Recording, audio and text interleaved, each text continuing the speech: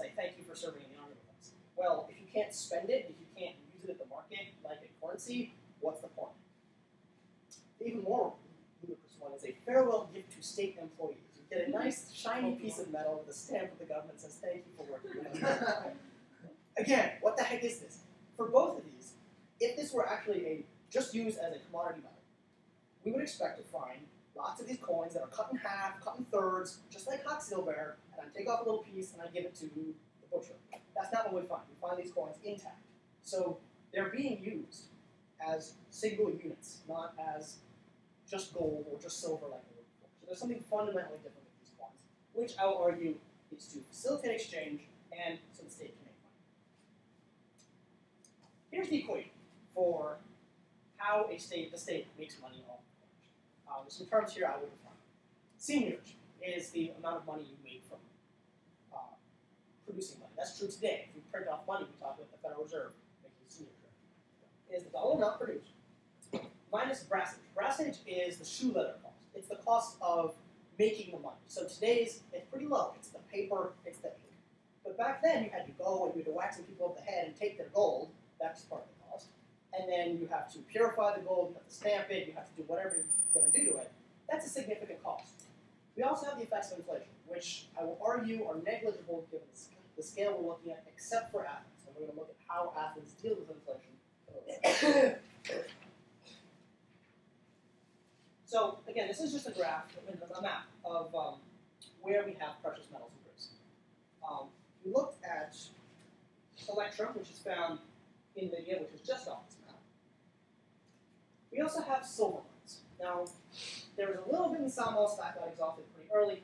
The two major silver mines in Greece are in Athens, more specifically in Lauron and Brawan, and in Thasos, which is in northern Greece. It is not a coincidence that Athens first expanded this area and then invaded Thasos. Athens, for all intents and purposes, had a monopoly on the silver supply. This is very important. There's a reason why Athens is great and I'm saying it so much.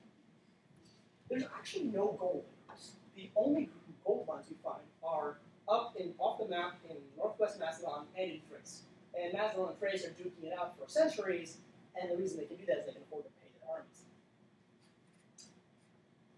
I will argue it's not a coincidence that towards the end of the Hellenic period, the two major powers are Athens, which controls the silver mines there, and Thasos, and Macedon, which takes over Thrace and has the gold. So the Battle of Chaeronea is really a battle between the people with gold, the people with silver, and the guys with gold weight. So, unfortunately, I couldn't find very good pictures of the Laurian mines in Athens, but there are these massive mining complexes right outside Athens, where they had thousands and thousands of state-owned slaves mining the silver. They actually had a weird privatization scheme of how to improve productivity, but that's Xenophon. So it was very, very dangerous, these mine shafts. There were a lot of slaves dying. Their lifespan was pretty short. So that's a significant cost. They also had to purify metal, which is another very important cost. And then there's the cost of striking each and every coin with a design, which quite often wears out. I mean, if you look at Athenian silver coins with beautiful owls and the head of Athena, and it's very intricate. And these things only last to stamp maybe 100 coins before they wear out. That's a very significant cost. Here's a picture of some modern day person striking coins. You see, he takes each coin, he puts it there, there's the blank, is there, there's the die, there's the head, and he smashes that all day long, and then you can see the design is engraved on the die. So, how does the state make money off of coinage? The most common way, which we find all over Greece, and arguably from coinage's inception, is that the metallic value of the coin is not the same as the face value. So if I give you a coin that says $100 worth of gold is in this coin, there might be 80, there might be 75. But you, as a citizen of my country, have to treat it as if it's worth $100 worth of gold or silver or whatever. So the state is taking that difference as profit. Every time you as a citizen come to my mint and say, hey, I have a chunk of silver, turn it into coins, I'm also taking a cut. Most famously, we see this with Venice. Everyone and their mother wanted Venetian diamonds during the Middle Ages. So people from merchants from all over the world would come with their silver and say, please, please, please, I want Venetian diamonds. we'd love to make them ducats. We'll take 10% of it and turn. So there's an advantage to being the sort of international coinage superpower as we see that.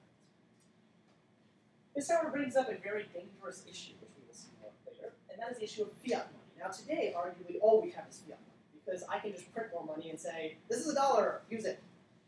But back then, at least there's the basis of some precious metal behind the currency.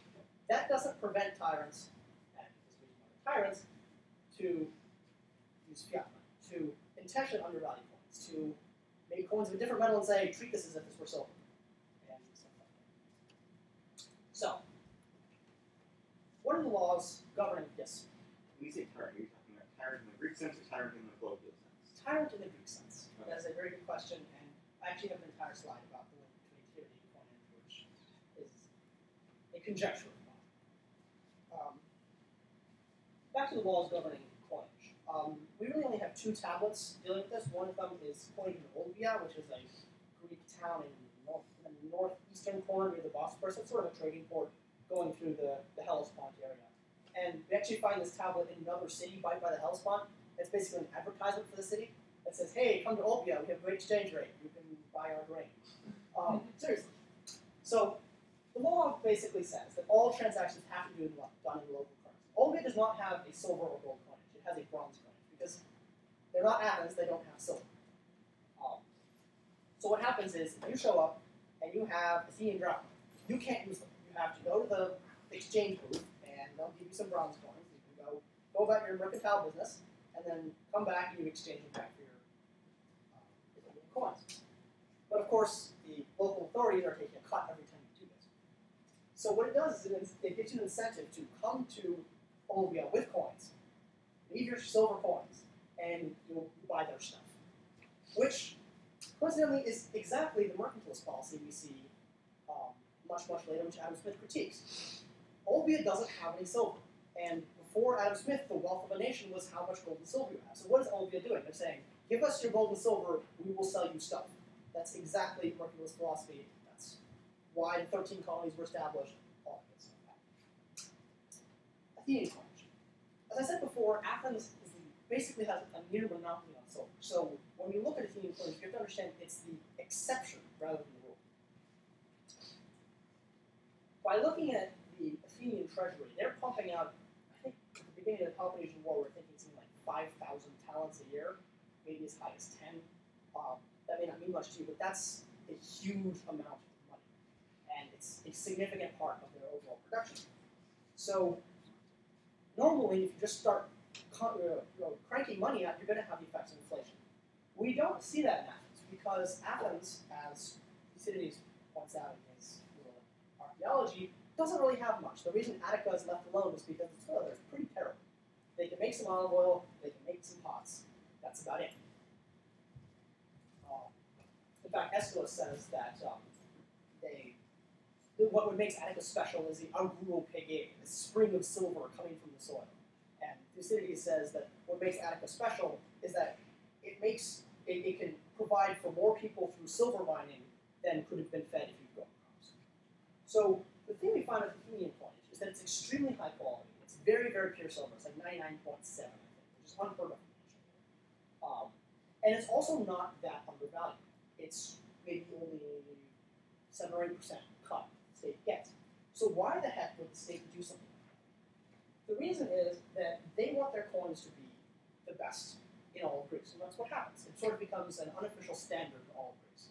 And the more people use the coin, the more coins they get made in Athens, and the easier it is to exchange. And Smith will argue the reason coinage is invented is to facilitate exchange. The more exchange happens, the more division of labor, the more you all for nations, it's all good.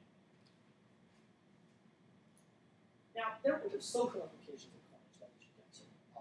Not all societies reacted positively to coinage. The great counterexample is Sparta. Sparta supposedly went out of its way to ban coinage, and arguably came up with all of its weird military systems just to ensure equality and to prevent the accumulation of wealth. Whether or not that actually happened is debatable, but what is clear is that after Lysander introduced coinage, Sparta really went down.